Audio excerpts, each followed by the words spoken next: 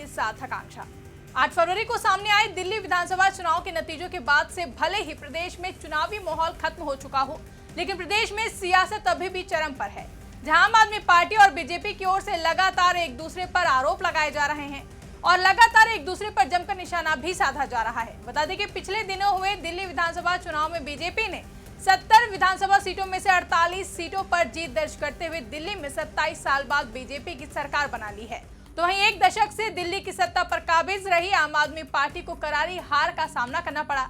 दिल्ली चुनाव में मिली इस हार से अभी पार्टी उभर भी नहीं पाई थी कि इसी बीच आम आदमी पार्टी को बीजेपी लगातार एक के बाद एक सियासी झटके देने में लगी हुई है।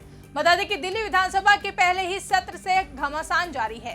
बीते मंगलवार को स्पीकर विजेंद्र गुप्ता ने आम आदमी पार्टी के 21 विधायकों को शुक्रवार तक के लिए सदन की कार्रवाई से निष्कासित कर दिया था, जिसके बाद जब आम आदमी पार्टी आज पार्टी के विधायक विधानसभा पहुंचे तो उन्हें बाहर ही रोक दिया गया, जिसे लेकर आम आदमी पार्टी के विधायकों ने विधानसभा के बाहर जमकर प्रदर्शन किया, जिसे लेकर आम आदमी पार्टी की ओर से कहा गया कि भाजपा वालों ने सरकार में आते ही तानाशाही की हदें पार कर दी हैं। साथ ही आम आदमी पार्टी ने यह भी कहा कि भाजपा कहीं न कहीं आम आदमी पार्टी से डरी हुई है, जिस पर बीजेपी ने पलटवार करते हुए कहा कि आम आदमी पार्टी के विधायक गुंडागर्दी कर रहे हैं। आम आदमी पार्टी और बीजेपी के बीच छिड़ी इस बहसबाजी से दिल्ली का सियासी पारा एक बार फिर से हाई हो चुका है। दरअसल बीते मंगलवार को आप विधायकों को उपराज्यपाल के अभिभाषण के दौरान हंगामा करने के चलते सदन की कार्रवाई से निष्कासित कर दिया गया था।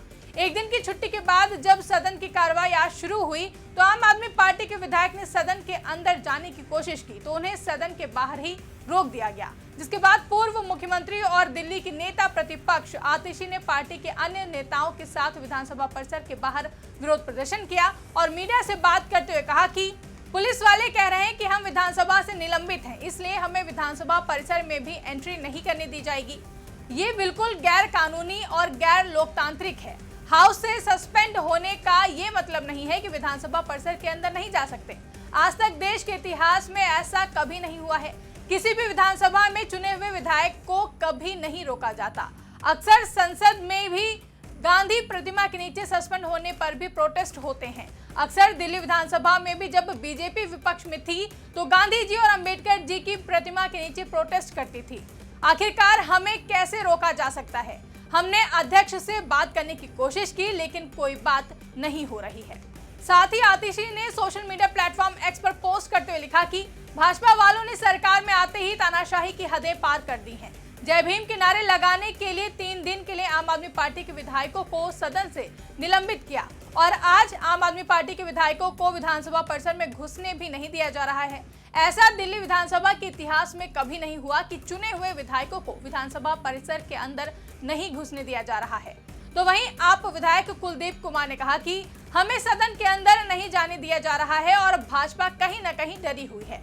विधानसभा में जाना ये मेरा अधिकार है और मैं चुना हुआ विधायक हूं, लेकिन जिस तरीके से बीजेपी ने बैरिकेडिंग लगाकर हम लोगों को रोक दिया है, ये कहीं न कहीं संविधान का उल्लंघन है और आगे की रणनीति हम तय करेंगे। एक और जहां आम आदमी पार्टी की ओर से पार्टी विधायकों को विधानसभा के अंदर न जाने देने के लिए बीजेपी पर निशाना साधा जा रहा है, तो बीजेपी ने आम आदमी पार्टी के इस रवैये की निंदा की है। बीजेपी विधायक मोहन सिंह बिष्ट ने कहा कि आम आदमी पार्टी का रवैया गलत है और विधायकों को अपने व्यवहार में बदलाव लाने की जरूरत है। बीजेपी विधायक ने कहा कि उनका यानी कि आम आदमी पार्टी का रवैया बहुत गलत है। अगर राज्यपाल भाषण दे रहे हैं तो उन्हें सुनना चाहिए। मैंने पहले कभी किसी का ऐसा रवैया नहीं देखा। उन्हें अपने व्यवहार में बदलाव लाना चाहिए। लोगों ने हमें चुना है, पार्टी हमें केवल एक प्रतीक देती है। उन्हें उस शिष्टाचार का ज्ञान होना चाहिए जिसे बनाए रखने की जरूरत है।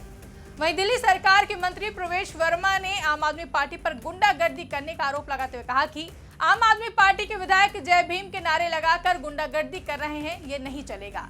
बैरिकेडिंग पर सभी विधायकों को रोका हुआ है। जब उपराज्यपाल सदन को संबोधित कर रहे हो तो वे यानी कि आम आदमी पार्टी के विधायक नारे नहीं लगा सकते। अगर वे इस तरह कानून तोड़ेंगे तो ये अच्छा नहीं होगा। जबकि दिल्ली सरकार के मंत्री कपिल मिश्रा ने भी आम आदमी पार्टी पर निशाना साधते हुए कहा कि सीएजी रिपोर्ट जिस दिन पेश हुई है उस दिन सभी लोग मौजूद थे। उस दिन विपक्ष के विधायकों द्वारा जिस तरह का व्यवहार विधानसभा में किया गया, ये देश में कोई भी विधानसभा इस तरह से नहीं चल सकती है। 10 सालों से यहाँ पर दिल्ली की जनता के मुद्दों पर चर्चा नहीं की गई है। हम किसी को भी ऐसी साजिश को अंजाम नहीं देने देंगे कि दिल्ली की जनता के मुद्दों पर चर्चा ना हो। आज का जो निर्णय जो विपक्ष के विधायकों के निलंबन का है, ये अध्यक्ष का निर्णय है। मुझे लगता है कि अब आम आदमी पार्टी के लोगों को ये समझ जाना चाहिए कि वे दिल्ली के मुद्दों पर चर्चा करें और सदन को गर्मापूर्ण तरीके से चलाएं। ये दिल्ली के लिए आवश्यक है। आम आदमी पार्टी के लोग अगर उसी स्टाइल से चलाएंगे कि यहाँ पर आएंगे और तमाशा करेंगे, तो संविधान के जो भी नियम होंगे वो लागू किए जाएंगे। तो वहीं बीजेपी विधायक गजेंद्र सिंह यादव ने कहा कि बहुत दुख की बात है कि दिल्ली की जनता ने 10 से 12 सालों तक आम आदमी पार्टी के झूठ पर भरोसा करके उन्हें सत्ता में बैठाया और आज सीएजी रिपोर्ट सामने आ रही है तो पता चल रहा है कि नकली शराब भी पिलाई गई और घोटाला भी किया गया। 2000 करोड़ से ज्यादा का घोटाला शराब कांड में सामने आया है। साथ ही साथ दवाइयां भी नकली दे रहे थे। ये किस तरह के लोग हैं और क्या राजनीति बदलने आए थे कि उन्होंने दिल्ली की जनता को मौत के घाट ले जाना उचित समझा। अपनी तिजोरियां भरते रहे, अपनी पोटलियां भरते रहें, ईमानदारी की बात करके भ्रष्टाचार में पैसा कमाते रहें। बहुत दुखद घटना है। जब से ये सीएजी रिपोर्ट सदन पटल पर आई है तब से दिल्ली का एक एक वोटर, एक एक परिवार परेशान है। आगे बीजेपी विधायक ने कहा कि दिल्ली के लोगों की आवाज भारतीय जनता पार्टी के प्रतिनिधि उठाते रहेंगे। बीजेपी के साथ ही दिल्ली विधानसभा अध्यक्ष विजेंद्र गुप्ता ने भी सीएजी रिपोर्ट को लेकर कहा था कि सदन में सीएजी रिपोर्ट पर चर्चा होगी। काफी बड़ी संख्या में सदस्य सीएजी रिपोर्ट पर चर्चा चाहते हैं। ये एक संवैधानिक दायित्व था। आम आदमी पार्टी की सरकार का यह अधिदेश था कि वे सीएजी रिपोर्ट को सदन में लाएं, लेकिन बहुत दुख की बात है कि उन्होंने ऐसा नहीं किया। इसके पीछे एक ही मंतव्य था कि लोगों तक सच न पहुंचे। बता दें कि दिल्ली विधानसभा के दूसरे दिन सदन के पटल पर दिल्ली शराब घोटाले से सीएजी की रिपोर्ट पेश की गई थी। मुख्यमंत्री रेखा गुप्ता ने सीएजी की इस रिपोर्ट को सदन के पटल पर रखा। बता दें कि शराब पॉलिसी को लेकर सीएजी की ये ऑडिट रिपोर्ट 2017 से 18 और फिर 2020 से 2021 तक की 4 साल की अवधि की है। विधानसभा में पेश की गई इस रिपोर्ट से पता चला है कि दिल्ली की शराब पॉलिसी बदलने से 2002 करोड़ रुपए का नुकसान हुआ है। सीएजी की इस रिपोर्ट में 2017 से 18 से और फिर 2021 से 22 के बीच शराब के रेगुलेशन और सप्लाई की जांच की गई है। साथ ही इसमें 2021 से 22 की आबकारी नीति की समीक्षा भी की गई है। हालांकि शराब पॉलिसी को सितंबर 2022 में वापस ले लिया गया था। सीएजी की इस रिपोर्ट में बताया गया कि आम आदमी पार्टी ने नई शराब पॉलिसी लागू करते समय कई गंभीर तरह की अनियमितताएं बरती, जिससे सरकारी खजाने को 2000 करोड़ रुपए से भी ज्यादा का नुकसान हुआ था, जिसे लेकर जब सदन में चर्चा हो रही थी तभी विपक्षी आम आदमी पार्टी के विधायकों की ओर से जमकर हंगामा काटा गया था, जिसके चलते विधानसभा अध्यक्ष विजेंद्र गुप्ता ने आप विधायकों को 3 दिन के लिए सस्पेंड कर दिया था। जिसके बाद आज जब आप विधायकों की ओर से विधानसभा के अंदर एंट्री करने की कोशिश की गई तो पुलिस द्वारा उन्हें बाहर ही रोक दिया गया, जिसे लेकर आम आदमी पार्टी नेता आतिशी की ओर से बीजेपी पर आरोप लगाते हुए कहा गया कि भाजपा वालों ने सरकार में आते ही तानाशाही की हदें पार कर दी हैं। तो वहीं बीजेपी की ओर से आम आदमी पार्टी के नेताओं के रवैये पर सवाल उठाया गया है। ऐसे में देखना दिलचस्प होगा कि बीजेपी और आम आदमी पार्टी के बीच जारी ये घमासान कब शांत होगा।